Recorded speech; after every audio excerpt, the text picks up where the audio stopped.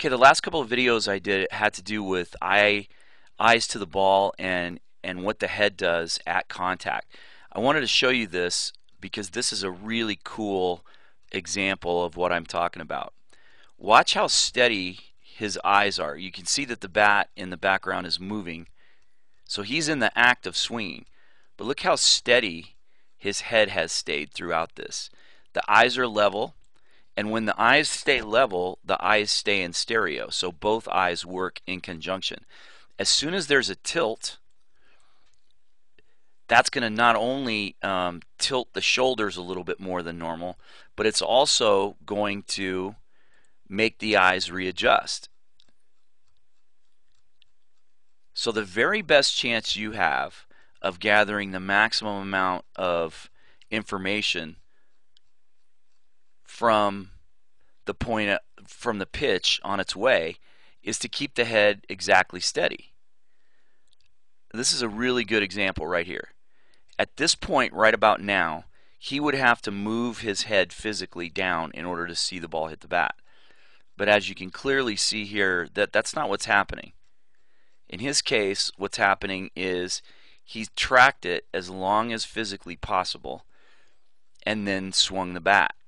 And he swung the bat with his head in the same place as it was when he recognized the pitch. That's crucial because if the head is command central and you move command central a little bit or a lot, then whatever information you gathered back here when it was important is no longer any good. The intel has changed because you've gone from seeing the ball in one place, gathering all this information, deciding where you're going to throw the head of the bat, and then you move your head, and that changes everything. But because his eyes stay steadily focused out here where he last saw the ball, he just trusts that his hands are going to get there. So those are the two options that you have as a hitter. You can track the flight of the ball as long as possible, or you can skip ahead and move your eyes down to try to see contact. But you are going to basically erase one part of the ball flight. I don't know how much exactly. It depends on when you move your head.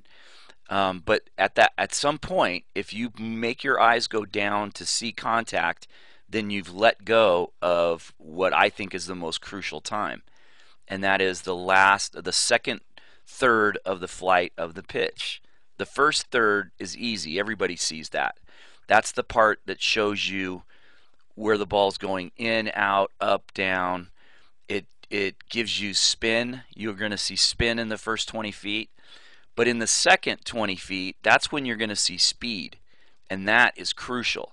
And if you're busy moving your head to contact, not only is it taking away from the actual vision, the stereo part and the focus part, but it's also going to make the shoulders tilt more than they need to be. If we take a look at this angle that his bat is on, and then we look at where his shoulder is at, they're virtually in the same line. But the second that head goes down, this shoulder tilt goes from one angle to a very different angle. It goes down, however much, 2, 3, 4 inches. And that's going to make the bat go down a relative amount. So the basic idea is you have a choice. You can watch the ball flight to the last possible second, or somewhere along here you can move your head down to contact and try to see the ball hit the bat. But I think it's pretty clear here that that's not happening. He's not putting his head down at impact. His eyes are tracking the ball for the longest time possible, but you can see his focus, his gaze is still somewhere out here where the ball was, not where it is. And by trying to force yourself to see it where it is, you're going to have to give up some of this ball flight back here.